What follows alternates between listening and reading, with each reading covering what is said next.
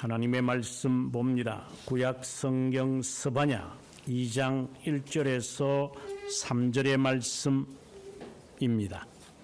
수치를 모르는 백성아 모일지어다 모일지어다. 명령이 시행되어 날이 겨같이 지나가기 전 여호와의 진노가 너희에게 내리기 전 여호와의 분노의 날이 너희에게 이르기 전에 그러할지어다.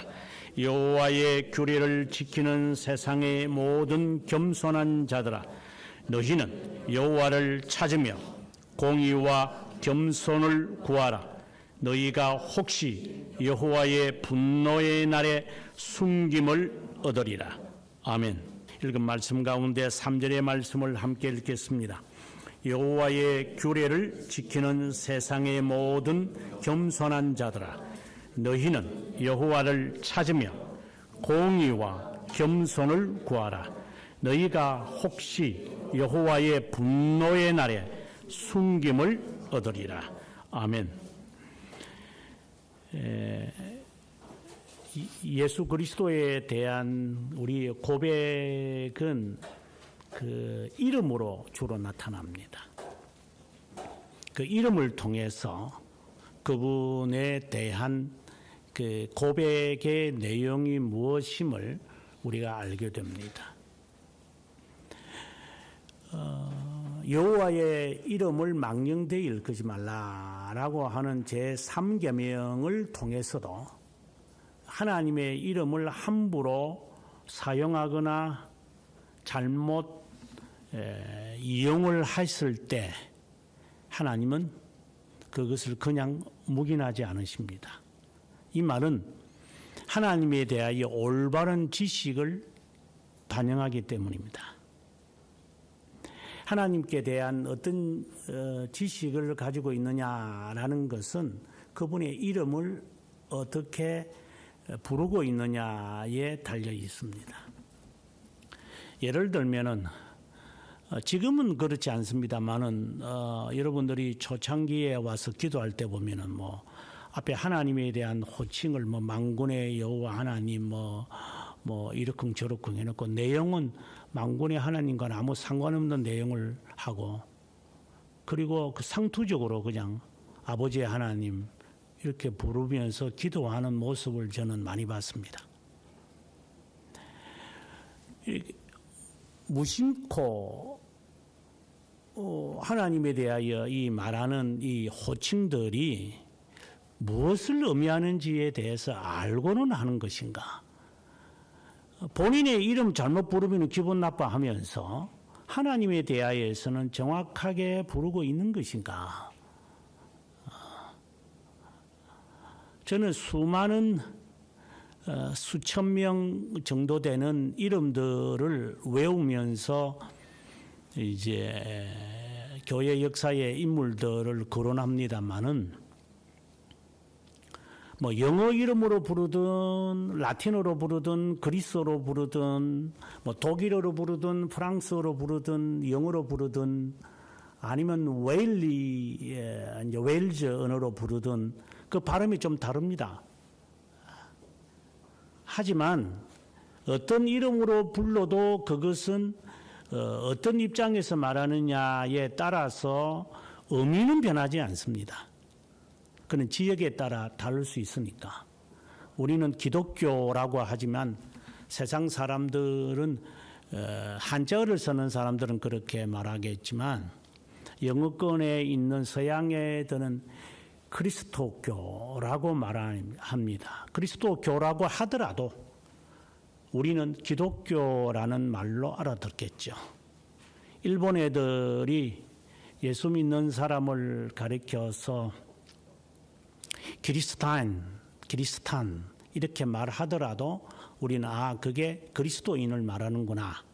하지만 기리스탄이라고 부르든 그리스도인이라 부르든 기독교인이라 부르든 뭐 크리스찬이라고 부르든 간에 그 의미는 분명합니다. 하나님에 대한 호칭이 우리가 다양하게 부를 수는 있으나 그 분명한 의미는 밝혀져 있어야 됩니다. 왜? 그 이름으로 하나님은 우리들에게 역사하시기 때문입니다. 우리가 흔히 이제 하나님을 향하여 창조자 하나님이다, 또는 아버지 하나님이다, 그리고 여호와 하나님이다, 또는 뭐 조금 배우면은 구속자 하나님이다, 구원자 하나님이다, 찬송가에 흔히 나타나는 구주 예수 할 때 구주 하나님이다, 이런 의미들을 우리가 동일한 단어를 다르게 부르는 것은 아닙니다. 너희가 나를 그리스도라고 부르지 않느냐? 그러면 사람들은 나를 누구라고 하더냐? 주님은 우리에게 질문합니다. 그때 제자들은 대답을 해야 됩니다.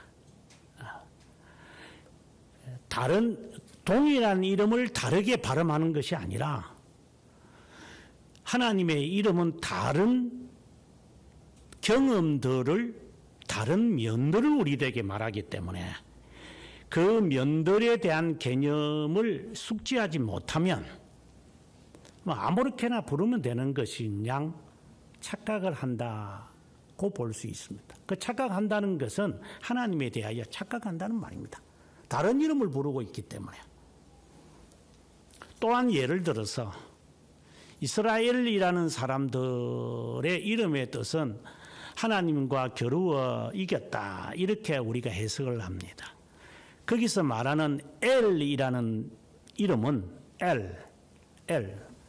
엘로힘이라 할 때도 엘샤다이라 할 때도 이란 말이 나옵니다. 이스라엘 사람들의 이름에 엘자가 많이 들어갑니다. 그런 이름, 이스라엘이라고 할 때 그 이름 엘이 바알 사상의 신의 이름이 엘입니다. 이스라엘 사람들은 여기서 헷갈리기 시작했습니다. 그들은 수백 년 동안 조상 대대로 430년 보통 이렇게 말하는데 430년 동안 이집트인들 밑에서 그들은 문화와 430년 엄청나게 긴 세월을 그들은 이방신, 그러니까 바알이 신이 아니라 이제 바로를 신으로, 인간을 신으로 보는 그러한 다곤 신상을 그들은 섬겼습니다. 보이는 하나님을 늘 연상을 하며 살아왔습니다. 인간에게 복 주는 하나님, 그들은 그렇게 알고 있었습니다. 하나님은 이런 하나님이잖아. 마치 우리나라 사람들이 하나님을 생각할 때에 우리나라의 토테미즘이라든가 샤머니즘이라든가 이런 식으로 하나님에 대해서 생각을 하는 것과 같은 겁니다. 그래서 그들이 가나안을 들어가기 전에 40년 동안 하나님은 자신을 분명히 밝혔습니다. 나는 여호와다. 나는 야훼다. 나는 스스로 있는 자다. 나는 언약의 하나님이다. 나 외에 다른 신은 없다. 어떤 형상이든지 만들지 말라. 내 이름을 함부로 사용하지도 말라라. 내가 지정한 이 날은 너가 마음대로 범하거나 수정하거나 보충하는 것도 아니다. 하나님이 십계명을 통하여 모세에게 분명하게 자기 자신을 명시했습니다. 그래서 그 이름을 함부로 부르거나 그 이름에 대하여 잘못된 개념을 그들은 포기해야만 했습니다. 그러다가 가나안 땅에 들어가니까 자기들이 과거에 조상들이 수백 년 동안 살았던 이집트에서 섬겼던 그 풍요의 신 다곤과 다를 바 없는 엘이라는 신이 있는 겁니다. 그 엘의 아들이 바알이었습니다. 바알은 이 바람꾼이기 때문에 이 여자 저 여자 아무데나 돌아다니면서 이게 벨설물을 통해 가지고 자식들을 낳습니다. 그러니 풍요가 되는 거죠.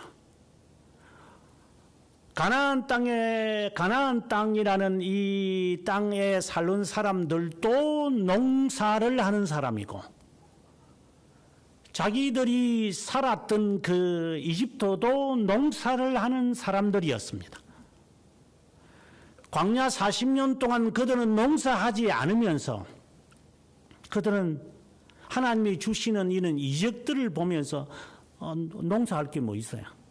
만나를 매일같이 하나님이 제공해 주고, 그리고 매일같이 먹고 싶으면은 그 물을 기를 필요도 없이 반석을 통하여 물이 솟아나게끔 해 주었고, 고기가 먹고 싶다면 메추라기라 갑자기 와가 떨어져 죽는 바람에 그걸 뜯어 먹으면서 살도록 했는데, 잊어버릴상 싶었는데 이집트의 이 잔재가 살아남아가지고 과거에 우리의 조상들이 섬겼던 그 풍요의 신이 여기에는 엘이라고 부르네. 이렇게 하면서 사람의 이름 뒤에다가 다 엘을 갖다 붙이기 시작합니다. 우리가 잘 아는 다니엘도 마찬가지고, 야자가 들어가는 것도 다 하나님에 대한 그 모음의 차이니까. 그래서 그들은 쉽게 우상 숭배하게 됐습니다. 보이지 않는 하나님이라고 말을 해도 보이는 하나님, 유일하신 하나님이라고 해도 그들은 다신이라고 생각을 합니다. 40년이 무색할 정도입니다. 새로운 세대로 들어간 것처럼 보이지만 실제로는 그 DNA는 없어지지 않았습니다. 그래서 그들은 들어가자마자 바로 가나안의 신들을 따르기 시작합니다. 이것은 이스라엘 백성들이 가나안 땅에서 몰락할 때까지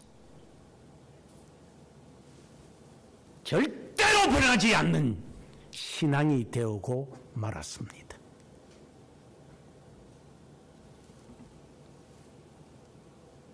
그것을 향하여 선지자들은 외칩니다. 하나님은 보이지 않는다. 만들지 마라. 풍요의 꿈을 깨라. 귓잔등으로 듣지도 않습니다. 이 430년 동안 가지고 있는 이 DNA가 얼마나 강한지,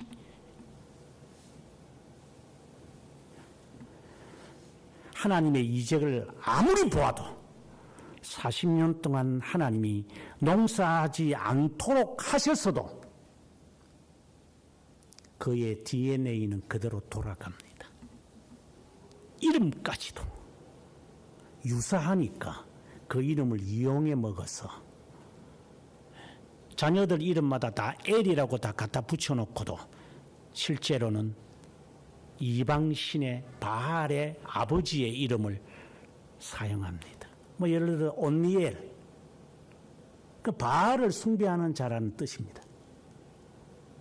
이 개념이 없습니다.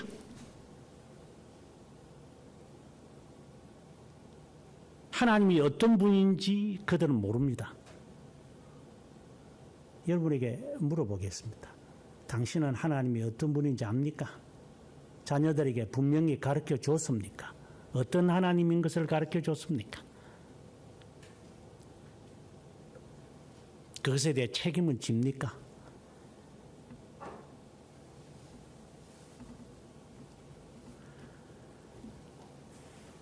어떤 하나님에 대한 교육이 그들에게 이루어지지 않았습니다. 그래서 그들은 다 까먹었습니다. 그래서 그들은 언제든지 본래 이 본성대로 보이는 하나님, 풍요하는 하나님, 바알과 아세라, 즐겁잖아요. 아주 즐겁거든요. 교회 가는 게 즐거워요. 재미로 가고, 흥겨워서 가고, 기분 좋아서 가고, 이런 갖가지의 그 바알을 섬기는 이 사람들이 하는 이 짓거리들을 그대로 이스라엘 백성들이 해왔습니다. 500년이 지나도 변하지 않습니다. 결국은 또 노예 생활을 하게 됩니다. 이것을 알고 있는 선지자들은 제발 좀 정신 차리라고 하더라도 우리가 지금까지 이사야부터 시작을 해서 나훔에 이르러 여기에 이르렀지만 메시지는 동일합니다. 안 듣습니다. 여러분은 듣습니까?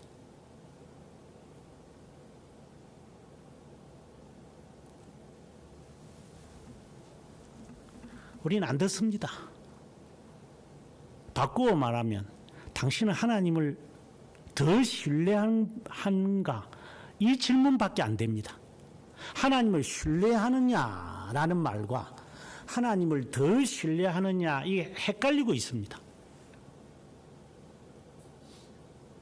하나님보다는 나보다는 하나님이 이런 식으로 우리는 하나님을 믿는다라고 말합니다. 유일하신 하나님이 아니라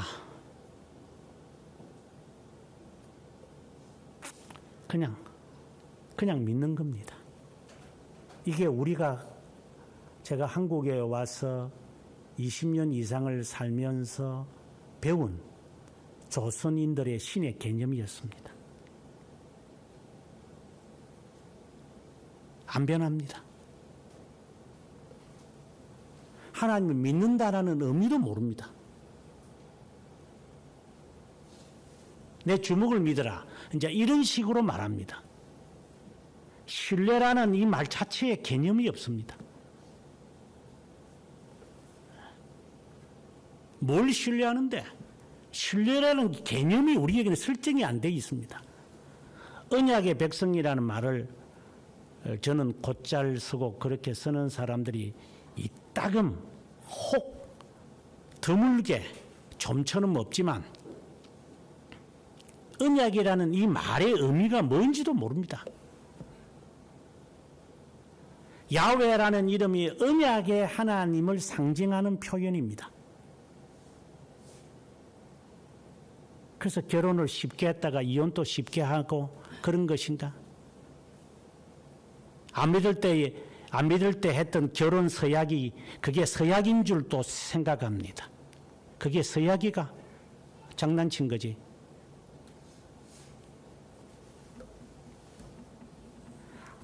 하나님 앞에서 서원하고 맹세했다는 이 말의 의미가 뭔지를 모릅니다. 그래서 제가 한국에 와서 지난번 제가 사울교회에 가서 그 설교하면서 첫 마디가 그거였습니다. 나는 이 한국에 와가지고 놀란 정말 놀란 게 그리스도인들의 교회 다니는 사람들합니다. 가정생활이 이렇게 지저분하고 추잡한 줄 저는 몰랐다.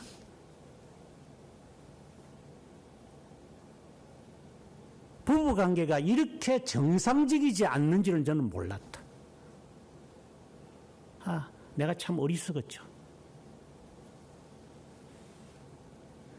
이렇게 말을 하면 알아듣는 줄 알았어요. 말을 해도 못 알아듣는구나.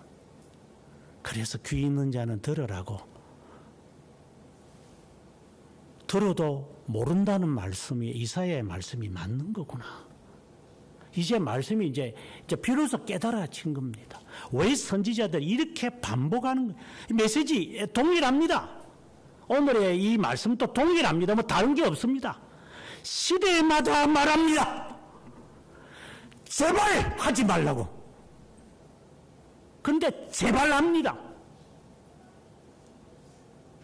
어이와 아이가 다릅니다. 제발 하지 말아 하는데도 제발 합니다. 왜 이렇습니까, 우리가?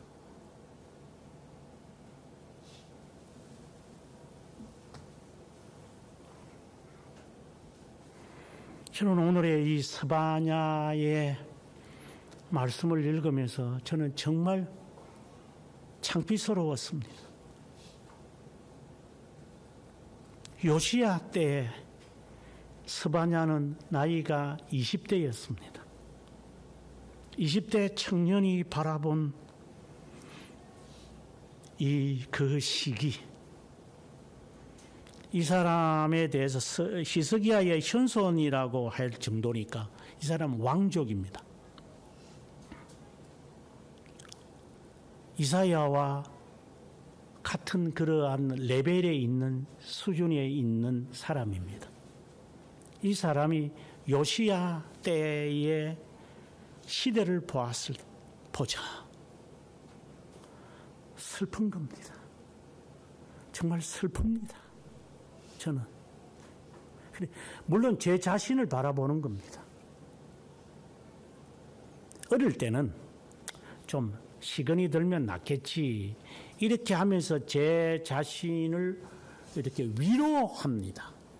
아이고, 지금은 내가 미래가 아직 안 정해지니까 뭐 어쩔 수 없다.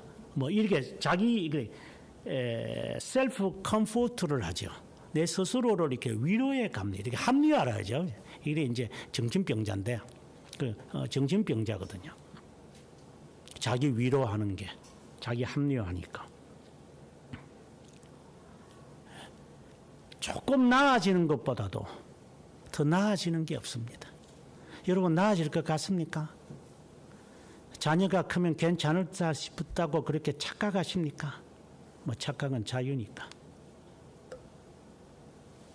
내가 이렇게 가르치면 저 사람은 바르게 될 거라고 생각을 하십니까? 착각은 자유니까 알아서 하십시오.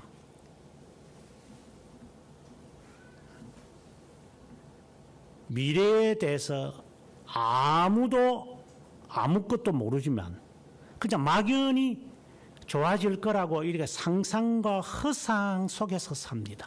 만화를 많이 봤겠지.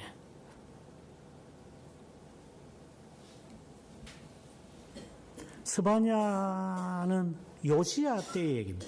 예레미야 전의 사람입니다. 거의 뭐 동시대라고 말하기도 어려울 정도로. 예레미야가 이 유다의 망함을 예언합니다. 망한다 이 나라. 스바냐는 조금 성격이 다릅니다. 북이스라엘이 망하는 것을 보았습니다. 당시에 이 이스라엘, 그러니까 북이스라엘을 생각하면 북이스라엘의 주위에 그 북쪽에 있는 그 지금의 뭐 시리아죠. 지금의 시리아, 아람, 그 다마스커스가 있는 이 지역이 아람입니다. 아수르라고 하는 이 나라는 하람부터 시작을 해서 지금의 아나톨리아, 터키 이 전체 지역, 북부 이집트와 그리고 북부 이란 전체를 막강하게 차지하고 있는, 아직 그때는 아직 페르시아가 존재하지도 않았을 때 막강한 세력입니다. 이 세력이 와서 북이스라엘을 다 몰락시키고 맙니다. 지지분하게 만들었습니다. 유다는 그 장면을 바라보면서 깨닫는 게 없습니다.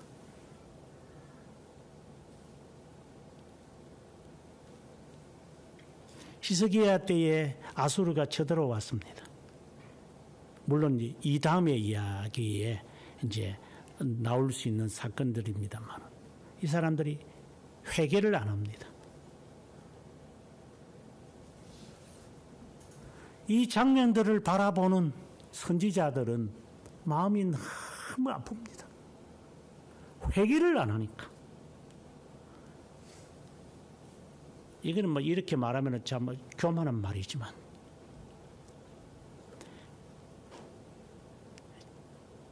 정말 이 답답할 때가 많습니다. 모르죠. 뭐 여러분들이 저를 볼 때 답답하게 보이는지도 모르겠어요. 그 답답은 서로 성격이 다릅니다.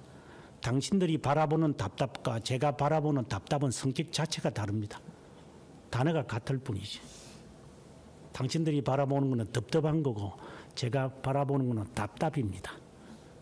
제발과 제발을 헷갈리지 마십시오.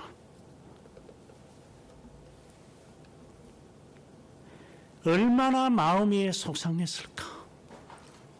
특별히 오늘 본문에 나오는 스바냐가 유다의 북쪽에 살고 있는 이 나라들을 언급하기 시작합니다. 하나하나 언급합니다. 그리고 나중에 남쪽에 있는 나라들을 또 언급합니다. 이들은 망한다. 네가 믿고 의지하고 따르고 좋아하는 것 그거 다 없어질 거다. 제발 담지 마라. 마치 예수님께서 24장 마태복음에서 언제 이런 일이 있겠습니까? 하는 제자들의 질문에 답하시면서 거짓 그리스도와 거짓 선지자들이 일어날 것이다. 여기에 그리스도가 있다. 저기에 그리스도가 있다 하더라도 너희들은 움직이지 마라. 그러니까 현혹되지 말라 이 말입니다.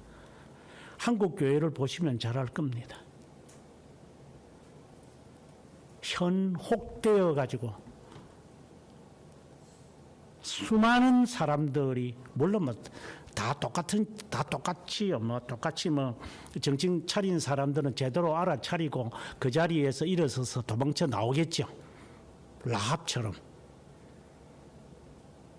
그렇다고 여러분들 보고 칭찬하고 싶은 마음은 저는 추호도 없습니다. 견디는지 안 견디는지 봐야 알지. 여기가 구원의 방주도 아니고.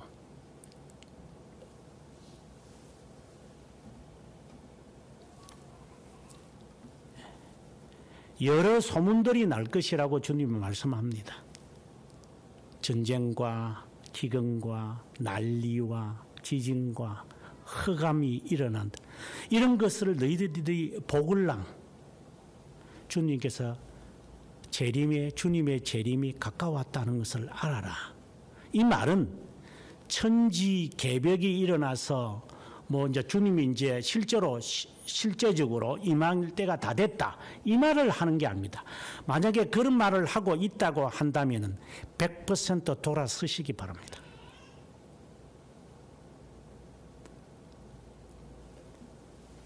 베드로 사도가 우리들에게 후서 3장에서 하는 말이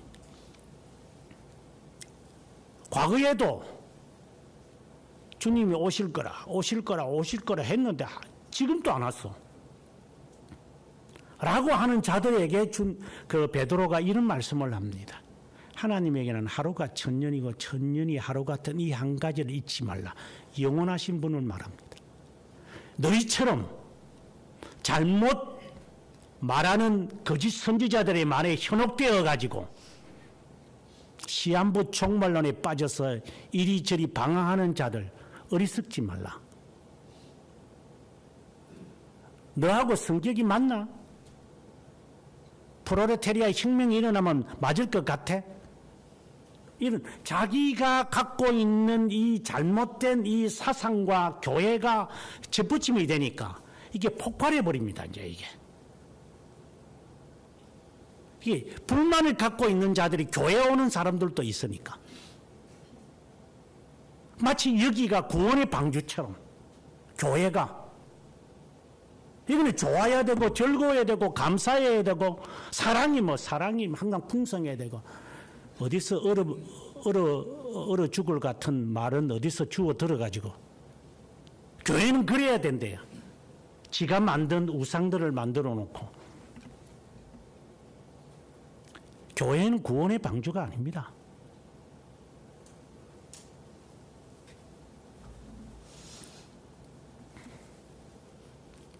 아무튼 잘못된 개념을 가지고 살아가도록 만드는 이 주위의 이런 여러 나라들, 막강한 세력,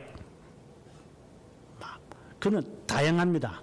이제 또다시 이제 스바냐가 그 말을 이제 하게 되었지만, 그런 성격들, 그런 위협이 있는 것에서 너희들은 동조해서는 안 된다고.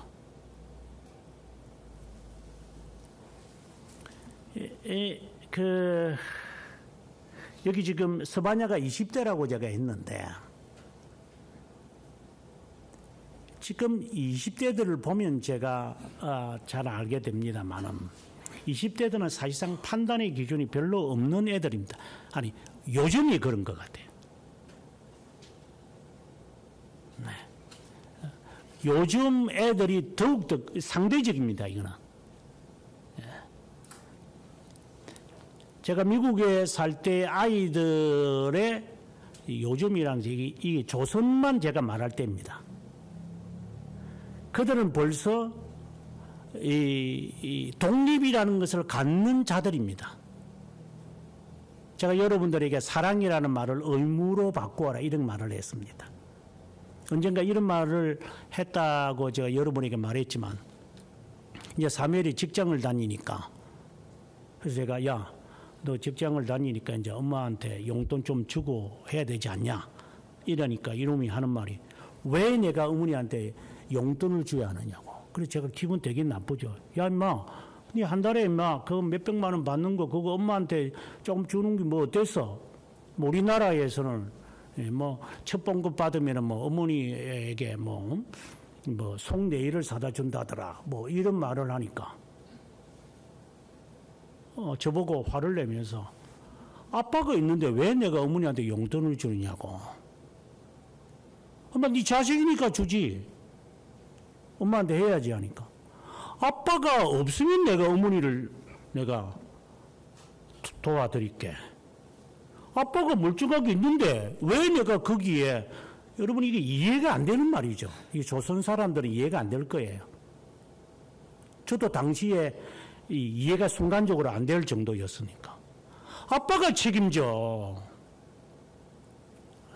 아빠가 이만큼 나를 키웠으니까 이제 나는 내가 알아서 할 거니까. 이건 도저히 이해가 안 되는 거예요, 이거는. 그러나 그들은 자기가 해야 될 의무와 자기들이 해야 될 일들은 분명하게 선을 긋고 살아갑니다. 간섭을 안 할 정도로 그들은 알아서 합니다. 그래서 17세가 되면은 그들은 운전을 학교에서 가르쳐 줄 정도입니다.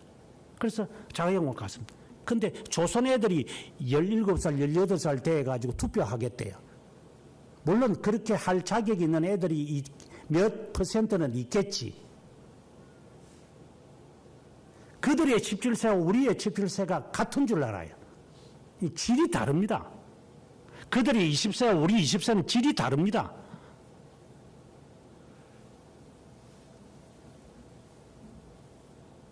폄하하는 말이 아니라 질 자체가 다릅니다. 그들은 17세라고 해서 같은 나이라고 착각에 빠지지 마십시오. 이 정치하는 놈들이 그따위 짓들을 많이 하기 때문에 제가 화를 내는 때가 많습니다. 니하고 내하고 같은 줄 알아. 17살이라고 해서. 그러면 안 좋은 것도 갖고 와. 그들은 17살 때 벌써 애 낳아가지고 고등학교 옆에는 베비시터 하는 그 유아원이 있어요. 애를 놔두고 합니다. 그만큼 그들은 자유로워요. 그리고 책임을 져요.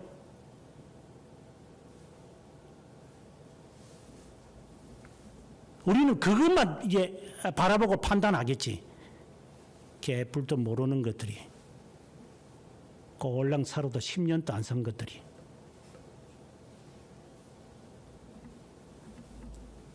제가 말하는 것은 다른 종류다라는 말을 하는 겁니다.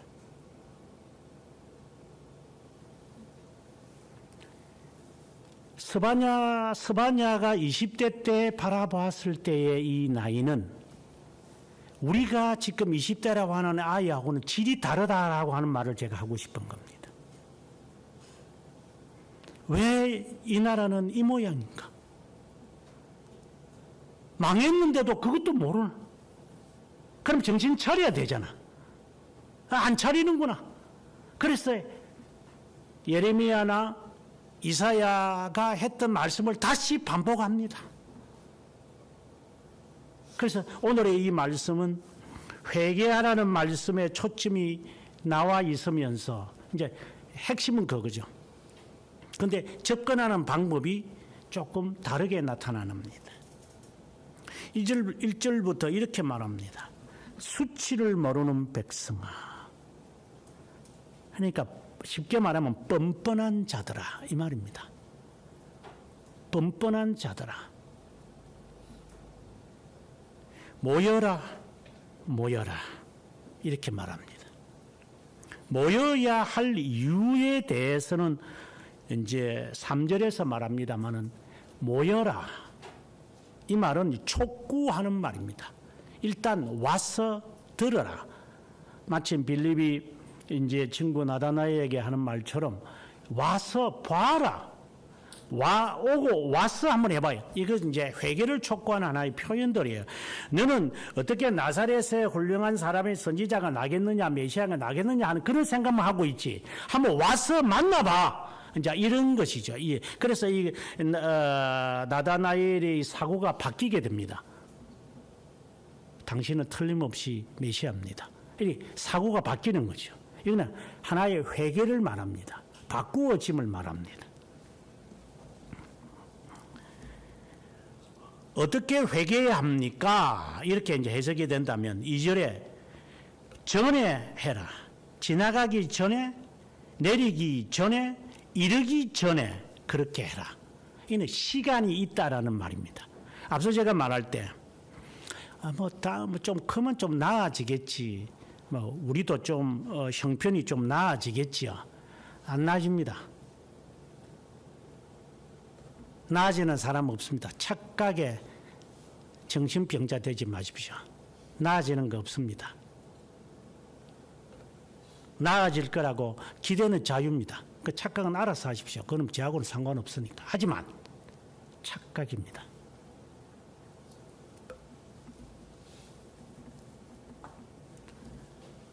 우리가 흔히 하는 말들 그냥 이게 뭐 사실도 아니고 뭐 그런 거지만 편협된 견해지만 결혼을 해가지고 인생을 한번 바꿔보고자 하는 사람들이 혹 있잖아요. 그래서 집에서 불만 갖고 있는 것 이제 제대로 된 배우자 만나가지고 내가 제대로 된 가정 꾸미겠다고 그렇게 하는 사람치고 제대로 된 사람이 1%라도 있다고 보십니까?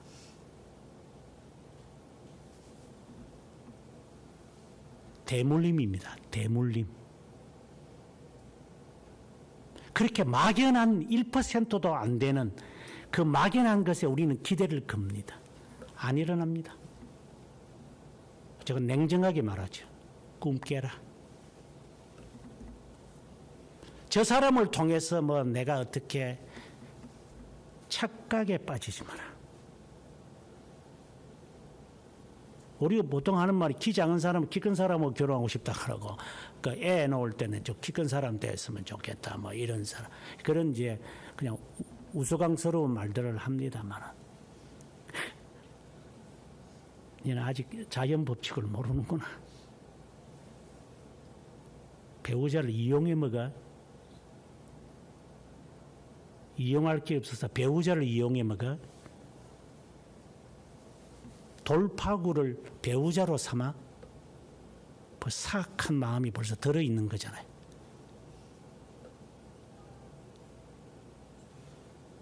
그런데 무엇이 꿈이 이루어지겠어요?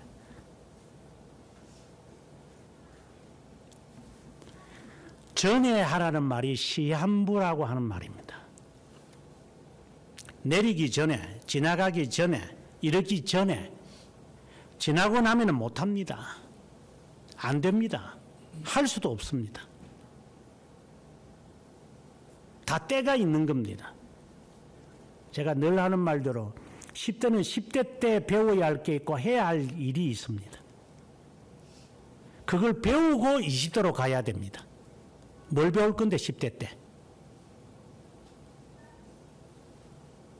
뭘 배워서 30대로 갈 건데?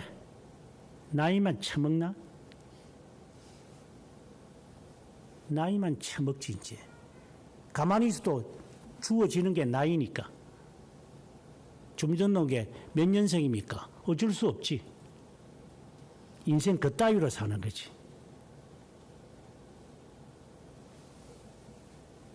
시한부입니다.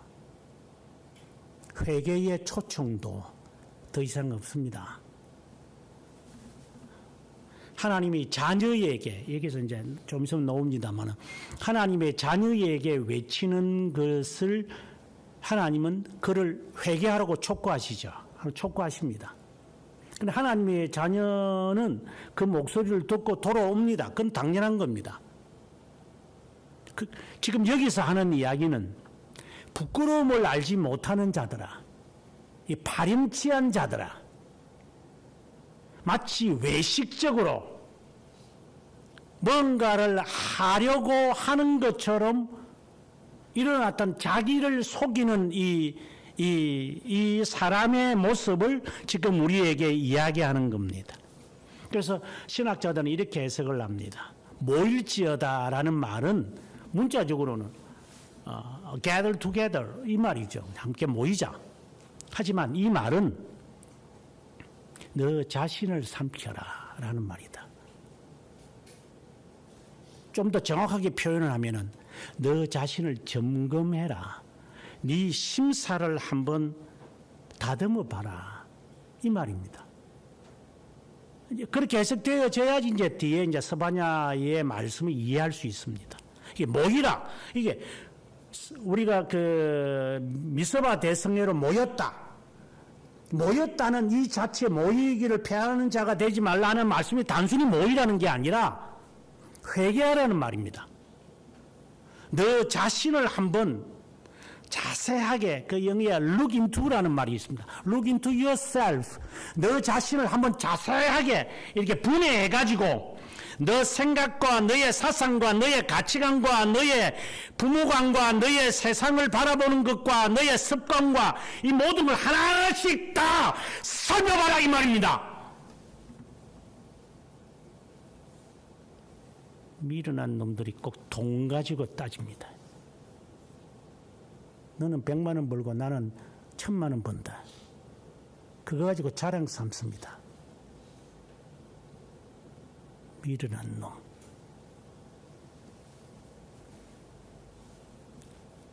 제일 지저분한 놈들입니다.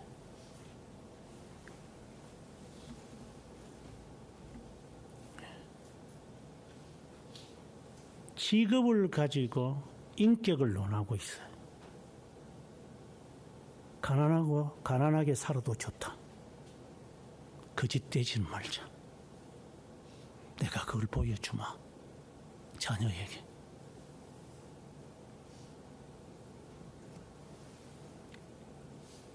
미국에 살면서 자녀를 키우는 사람들은 이제 미국에 살아도 조선의 습관은 안 변합니다. 그대로 키웁니다. 제가 늘 하는 말이지만 과외습 거기 가서도 과외습 합니다. 그래 과외습에 오는 애들은 다 그 조선 애들입니다.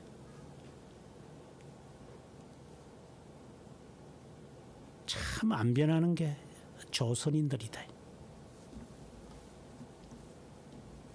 배달의 민족이겠지.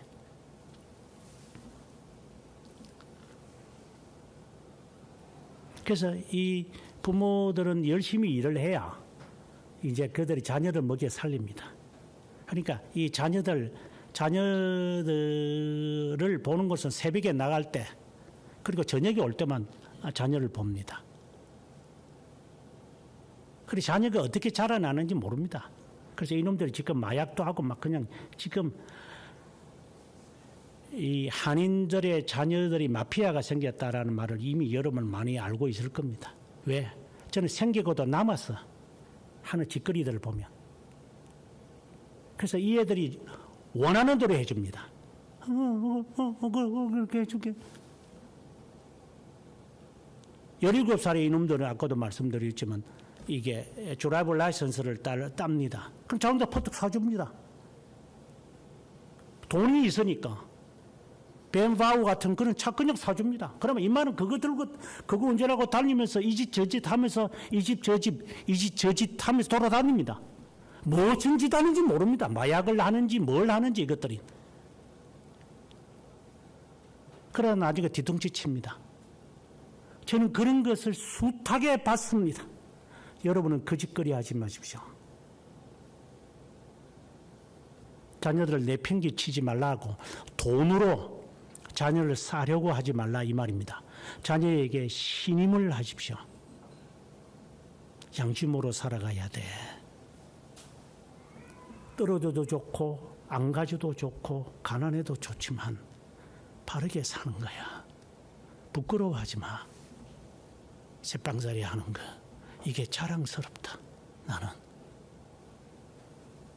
이것이 아이에게 교육으로 남아야지. 넓은 궁궐 같은 집안에 해주면 애가 행복할 거라고 하는 이 착각에 빠져서 아직도 썩은 것들을 갖고 사는 사람들. 저는 숱하게 봤기 때문에 제 앞에서 만약에 여러분들이 그 짓을 하면 저는 가만히 안 있습니다.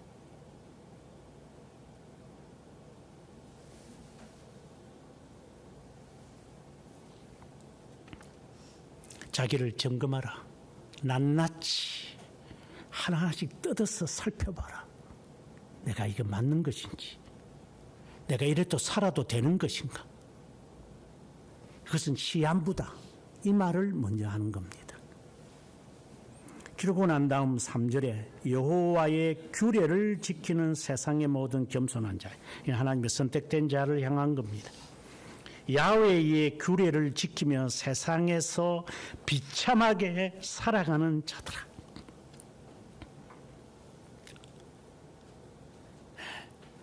비참하게 살아가는 자들아. 비굴하게 살아가는 자들. 여기서 비굴이라는 것은 이제 뭐 양심에 어긋나다는 것이 아니라 얘야 하나님의 말씀을 따라 사는데 우리가 가난해도 관계가 없어. 올 2벌 없어도 돼. 1벌 입어도 돼. 그냥 깨끗하게 입어야 돼. 이렇게 살아가는 자들에게 지금 하는 말입니다. 정말 다르게 말하면 믿음으로 살아보려고 하는 자들아.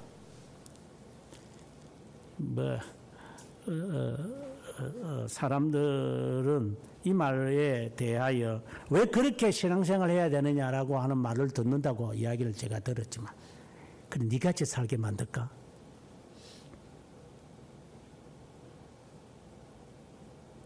만약에 그런 소리를 여러분들에게 하는 자가 있다면 저는 대묻고 싶습니다. 니처럼 살게 만들래? 아주 안 좋은 말이죠. 니처럼 살게 했어. 그래 어떤 꼴을 만들었어 너는?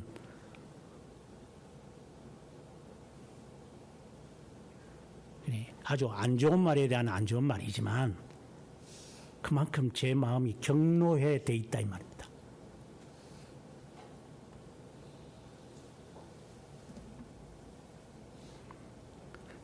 언약의 백성으로 살고자 하는 심령이 가난한 자들아, 이제 내 말을 들어라. 이제 이 가운데 사는 사람들에게 하는 말입니다. 그러니까 믿음을 정말 가지려고 외부적인 조건을 보면은 이건 말이 안 해요, 진짜로. 하지만 겸손한 자들아, 여호와를 찾아라. 여기서 찾아라는 것은 이렇게 찾아다니라는 게 아니라 구하라라는 말이죠. 우리가 마태복음에 보면은 구하라, 찾아라, 문을 두드리라 할 때 그때 찾아라 이 말이 시크라는 말이죠. 그냥 이렇게 돌아다니라 이 말이 아니라 정말 간절하게 하나님께 부탁을 해라 이 말이에요. 무엇을? 공의와 겸손을 구해라. 뭐 문자적으로 해석을 하면 바르게 살려고 해라. 바른 양심을 가지게 살도록 하나님께 간구해라. 하나님, 이렇게 살아도 되는지요? 제가요. 그렇게 기도해라. 그리고 겸손을 구하라. 여기서 겸손과 3절 앞부분에 나오는 겸손한 자들은 성격이 다르죠. 여기서는 예수 그리스도의 온유와 겸손을 배우는 겁니다. 참 힘듭니다. 겸손을 배우는 거는 멍에를 매는 것 같다고 보시면 됩니다. 내게 와서 배우라. 그리스도를 본받는 것이 정말 힘듭니다. 너희가 혹시 여호와의 심판의 날에 숨겨질 것이다. 여기서 숨김이라는 게 서바냐라는 뜻입니다. 하나님이 너를 예를 들어서 예를 들면 이런 거죠. 제가 2014년도에 이제 제가 그 상주 터널에서 이제 그 앞에 있는 차를 제가 받고 뒤에 있는 차가 저를 추돌했는. 그래서 그 차를 폐차했습니다. 그때 이렇게 운전해 가는데 갑자기 어두워지는 터널이 되니까 이제 브레이크를 이제 잡아야 되는데 분명히 부딪힐 것 같아요. 틀림없이 부딪힐 것 같아요. 딱 이 거리라는 게 나오니까. 그런데 여기에 사이드 미러를 딱 보니까 추락이 오고 있어요. 그러면 제 집사람 옆에 타고 있어요. 그러면 제가 틀면 내 차는 파괴가 안 되겠지만 뒷차에 저 침차에 부딪히면은 좀 미안한 이야기지만 아내가 상할 것 같아요. 그 0점 몇 초밖에 안 되는 그 순간에 그것이 이게 팍 지나가니까 사람들은. 그래서 그냥 앞차를 받아버렸습니다. 근데 뒤에 있는 사람이 저보고 그러더라고요. 당신이 빠져나갈 줄 알았다고. 그런데 추락이 오는 사실을 자기도 몰랐대요. 그러나 당신이 만약에 살겠다고 빠져나왔다면 추락에 당신을 받았을 거라고. 그래서 뭐 그렇게까지 깊게 생각은 안 했다. 숨긴다는 겁니다. 보호한다는 거죠. 하나님의 심판이 임할 때 하나님이 너를 보호하리라. 이게 서바냐라는 이름 뜻입니다. The Lord protect you. The Lord hide you. 하나님이 너를 숨기겠다. 그래서 찬송가에 만세반석 열린 곳에 내가 숨어 있으니 원수마귀 손 못 대고 환난 풍파 없도다. 이게 서바냐라는 뜻입니다. 하나님이 너를 보호하마. 어떤 환난이 있더라도 이것은 너가 견디고 이길 수 있도록 내가 너를 보호하마. 40주 40년을 3년 6개월 동안 기근이 있더라도 내가 너를 보호하마. 이것을 실제로 체험해 봐야만 합니다. 너를 없애지 않을 거다. 여호와를 찾아라. 공의와 겸손을 구해라. 분노의 날에 내가 너를 보호하리라. 이건 선택된 자에게 하는 말입니다.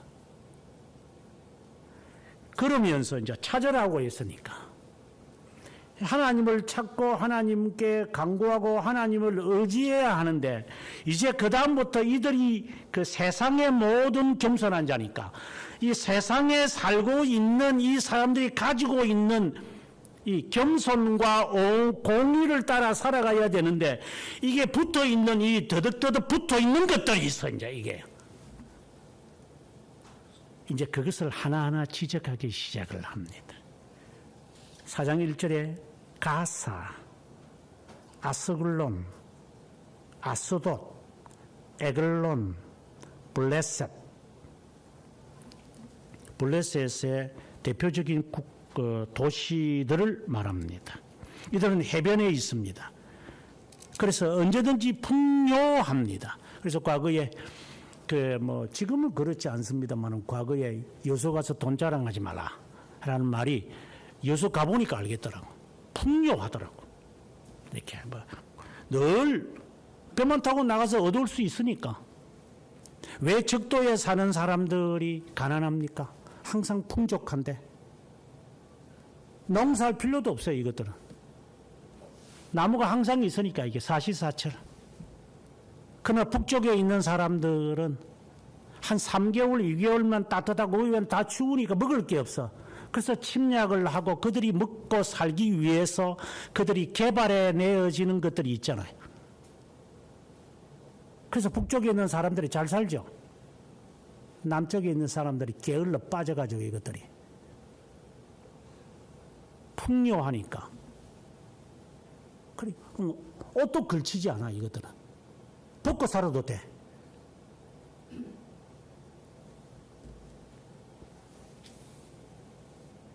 마치 블레셋 사람들이 해변이 있고 농업을 하는 사람들이기 때문에 이들은 항상 풍족합니다. 아주 풍족한 사람들입니다. 특히 요즘에 와서 제가 볼 때 젊은 애들이 일하기 싫어한다 그런 말을 오예배 때 어느 집사가 말을 했죠. 일하는 사람들인데 일하기 싫어한다는 말이거든. 그러니까 젊은 놈들이 요즘에 그런 성향이 돈 벌기가 쉬우니까 조금만 요짓하면 돈이 벌려지니까. 그래서 손에 물을 넣기가 손톱을 이렇게 장식하는 데 관심이 있고 손톱에 끼어 있는 이 때를 감당이 안 돼요. 이것들은. 왜? 돈을 쉽게 버니까. 그러니까 쉽게 버는 일만 한다고. 최근에 제가 보았던 유튜브에 보니까 곰방이라는 직업이 있더라고요. 저는 곰방이라는 말을 저는 처음 들었어요. 어릴 때는 꼼빵이라는 말을 들었는데 이제 곰방이라더만. 이게 노가다판이더구만요. 그래서 건물 자재들을 이렇게 안겨다 주면은 그걸 이제 2층, 3층, 4층, 5층, 6층 이렇게 올려놓는, 층마다 올려놓는 사람들을 모래도 짊어지고 인조석이나 이런 시멘트 이런 이제 기재들을 올리는 사람들. 그건 완전히 노동판이죠, 이거는.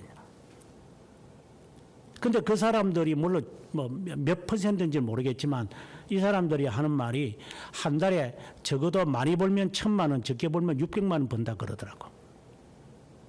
근데 젊은이들이 일을 안 한대요.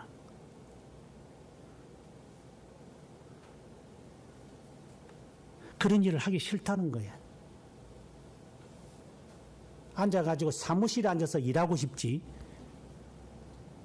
노동판에 나가서 그렇게 땀 흘리면서 무릎이 상하면서 젊을 때는 일하는 게 그게 그렇게 싫은 거예요, 이것들은.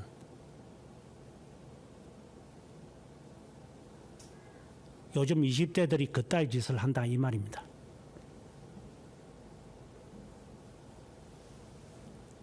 일당 20만 원 되더라도 일 안 한대요.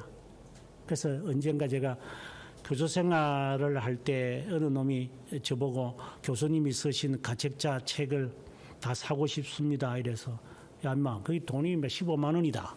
이러니까 이거 교수님 토요일 날 하루 일당 딱 하면은 돈 버는데 그럼 너는 노동해가지고 내 책을 사겠다는 거가?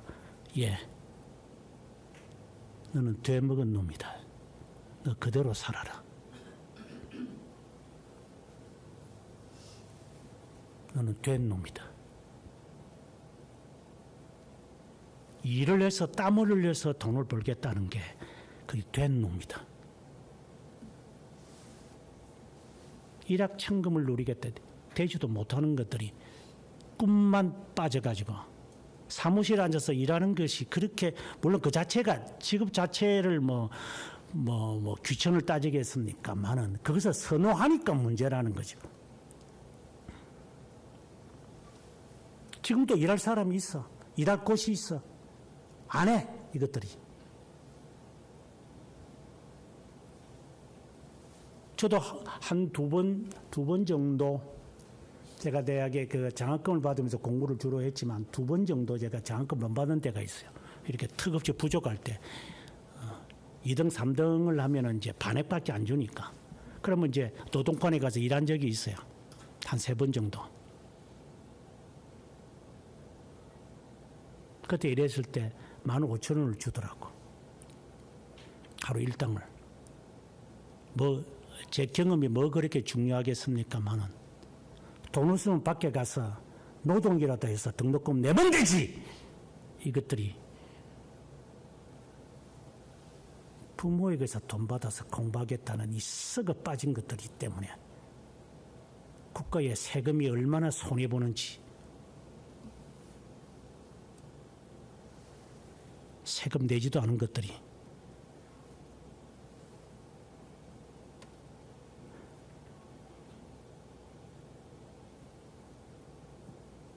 쉽게 벌고 일하기 싫어하는 게으름뱅이들.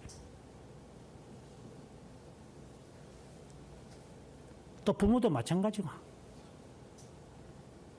나는 이래 살아서 너는 그렇게 살지 말라 이래가지고 또 애들을 또 그렇게 또 그렇게 키우고 있고, 똑같은 놈들이지.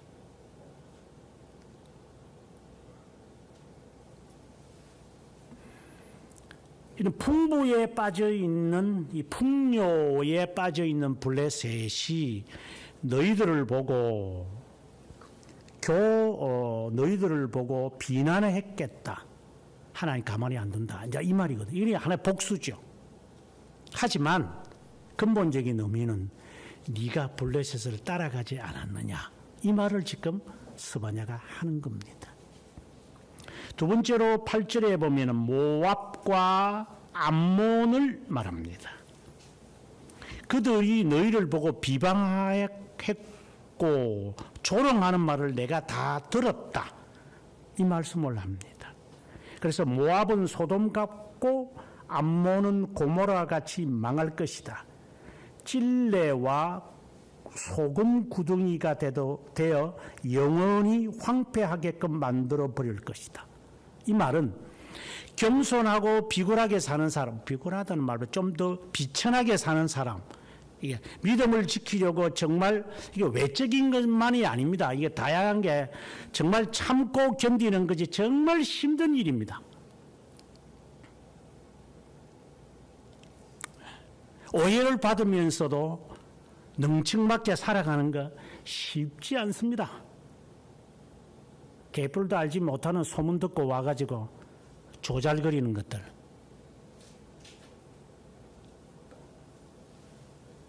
보지도 듣지도 알지도 못하면서 들은 몇 줄 가지고 쏟아내는, 거품내는 자들. 그것을 바라보면서 견뎌낸다는 것이 쉽지 않습니다. 여기에 암몬과 모압은 누구의 자녀입니까? 소돔과 고모라가 망할 때 거기에 살았던 부와 그리고 이 풍요 사치를 따라갔던 롯의 자녀입니다. 두 딸이 아버지와 겁탈해가지고 결국은 낳은 자손들입니다. 그러니까 이들은 마음속에 항상 사치가 있고 이 허영이 있는 것들입니다. 그러니 이 이스라엘 사람들을 바라보면서 그 가난뱅이들 이렇게 조롱을 하는 위치에 있는 겁니다. 그들은 어떻게 해가지고 이렇게 예를 들어서 부와 돈을 많이 모아가지고 졸부들이, 쉽게 말해서 졸부들이 되니까 가난하게 사는 이스라엘 사람들을 바라보면서 조롱하고 비난합니다. 하나님이 말합니다. 내가 다 들었다. 우리는 여기서 아주 조심해야 됩니다. 하나님 기억하시죠? 하나님 다 알고 계시죠? 이거는 나의 방편을 말하는 게 아니라 하나님이 복수하신 것이 무서운 겁니다. 네가 하지 마라. 내가 하마. 이 말씀을 참 자칫하면 이제 조심해야 되지만 하나님이 다 할 겁니다. 그래서 여기서 우리는 선택된 자를 말합니다. 겸손한 자. 우리는 겸손할 수밖에 없습니다. 네 다 당한다.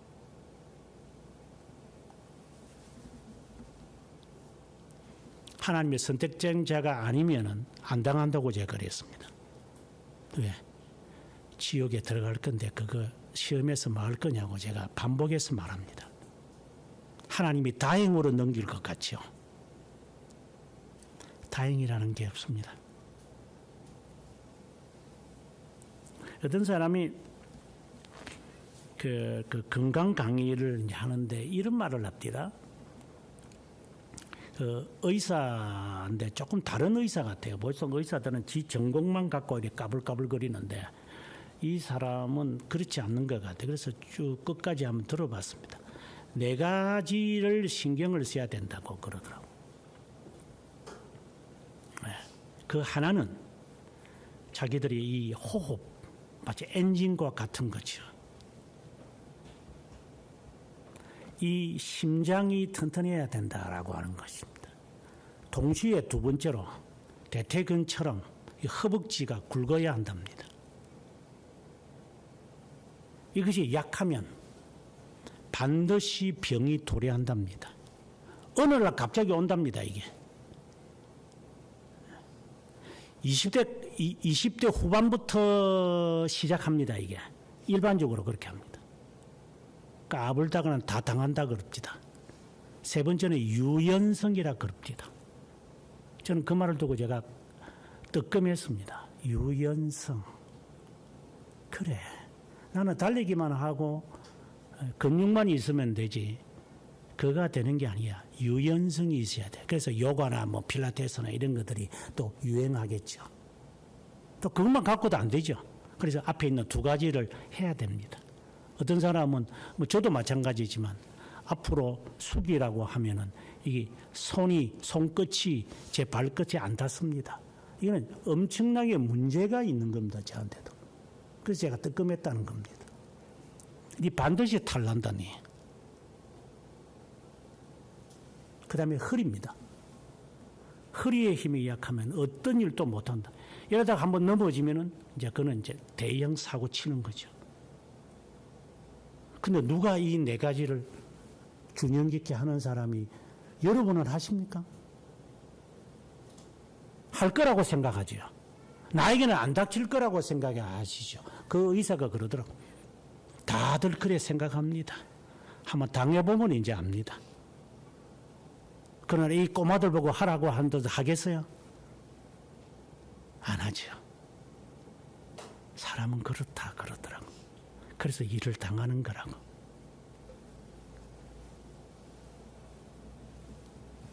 소돔과 고모라처럼 왜 망한다고 주님 말을 할까요? 네가 네 부귀와 영화를 가지고 이스라엘 사람들을 얼마나 조롱했던가 내가 다 들었다. 이제 당한다. 역사 속에서 사라질 거다. 그러니 저희들 보고 하는 말이죠. 그것을 따라가지 마라.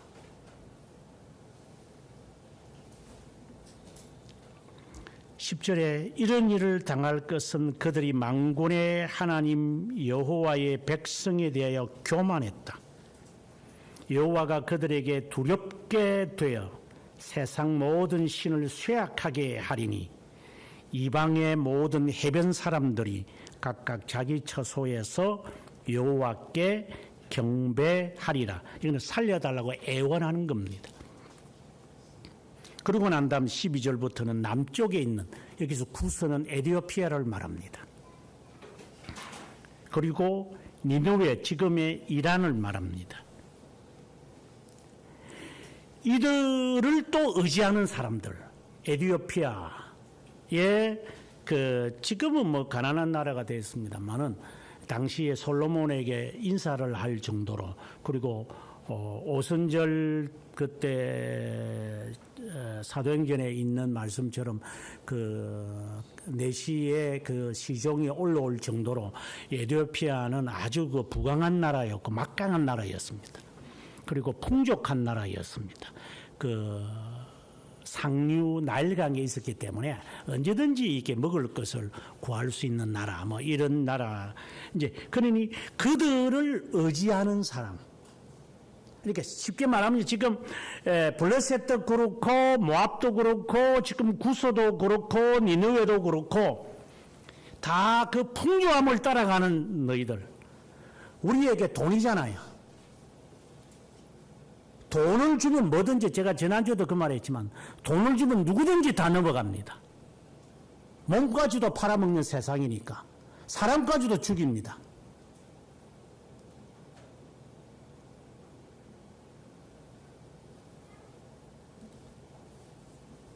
부모 자식 필요 없습니다. 돈이면 다 됩니다. 돈이 지배하는 세상입니다. 졸부들이 까불고 있지 않습니까?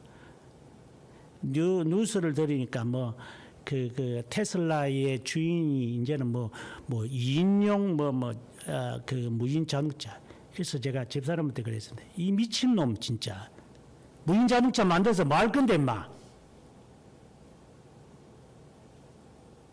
무슨 짓 하라고 나 자동차 무인 자동차 만들어서 뭐 할 거야. 이게 미친놈인가 진짜.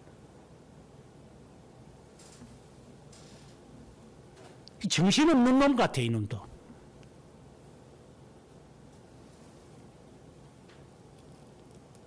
수많은 사람들이 실리콘밸리라 이래가지고 뭐 집값이 비싸고 뭐 구글도부터 시작을 해서 많은 사람들이 거기에 다 있대. 지금 이제 그 사람들이 하나씩 떠나기 시작합니다.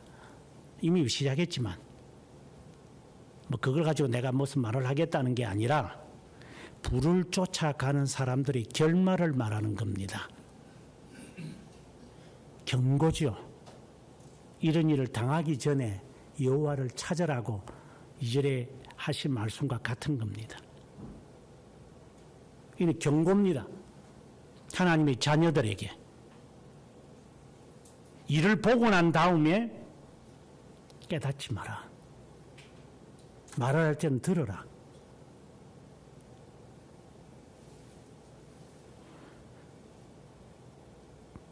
그러고 난 다음에 15절 마지막 절에 기쁜 성이라 염려 없이 거주하며 마음속으로 이르기를 오직 나만 남고 나 외에는 다른 이가 없다 하더니 까불고 있죠. 얼마 전에도 그 말이 있지만 제가 자랐던 그 부산이라는 도시가 죽음의 도시다 이런 말을 했는데 이게 아파트 값이 올라가니까 아파트만 실컷 짓다가 보니까 공장 있는 사람들 다 내쫓았죠. 지금 홈플러스도 내쫓고 무슨 그 대형 마트 다 내쫓는다더만. 그 아이들한테 보기 안 좋다고. 그래 아파트만 다 지어놨어. 그러면 일거리 하는 사람들이 어디 있어요? 이제 그 할 사람이 없어. 이 미친 놈들이 행했던 작태들을 보십시오. 오죽하면 하나님께서 인구를 줄이겠습니까? 세계에서 1위입니다. 0.6%도 안 됩니다. 이 나라는 망한다는 말을 저는 수차례 말합니다. 너희 시대에 망할 거야. 정신 똑바로 차리고 그 시대에 어떤 것을 준비해야 되는지 알고 준비하십시오. 네가 경험하지 못한 세상이 올 거니까 자녀들은. 니처럼 키우지 말고 자녀들 시대의 미래를 보고 그들에게 맞춰서 살도록 하라고 제가 숱하게 말합니다. 정신 아직도 못 차리겠지만.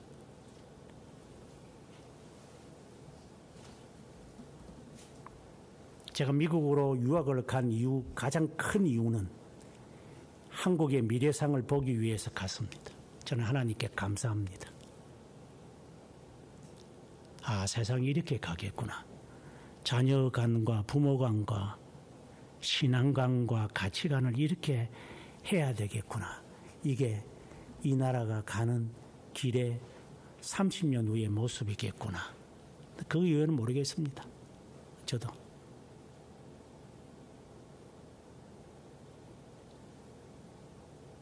이 꼬마들을 보면 대략 보입니다. 어떤 놈이 될지. 틀리기를 바란다고 제가 늘 말했습니다. 하는 꼬라지들을 보면 어떤 놈이 될지 눈에 보입니다. 이거는 나이가 들어서 보일 수도 있는 가능성이 있습니다만은 그렇지는 않습니다. 하지 말할 때는 하지 마십시오. 하랄 때는 하고 나중에 일 당하기 전에 일 당하면 문 뺍니다.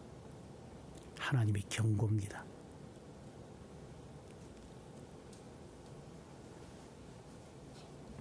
너처럼 자녀 키우지 말라고 제가 늘 말합니다. 자신이 없으면 자신과의 인연을 끊어서라도 남에게 맡기십시오. 지 새끼 좋아하는 거 개나 돼지도 똑같다.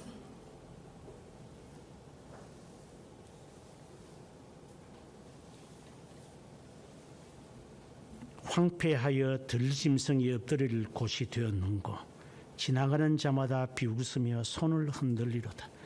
그러니 그들을 의지하지 말고 망상을 따르지 마라. 정말 무시무시한 말입니다. 하나님의 말씀입니다. 너 주위에 있는 문화를 벗어나라는 게 아니라 그 속에서 사는 법은 하나밖에 없습니다. 여호와를 찾으라. 공의와 겸손을 닮으라. 이 말의 의미가 무엇을 의미하는지 많은 뜻들이 이 안에 포함되어 있을 겁니다. 아주 비관한 거로 애들하고 싸돌아 다니는 것이 아이를 위하는 게 아니라 아이들에게 기도하는 법을 가르치는 게 그게 제대로 된 미래형일까요?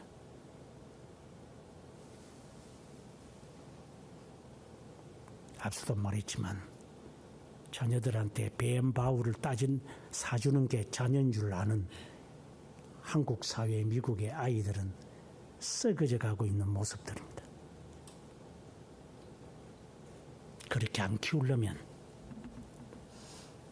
정신 똑바로 차려서 너라도 자녀들에게 제대로 된 것 가르쳐.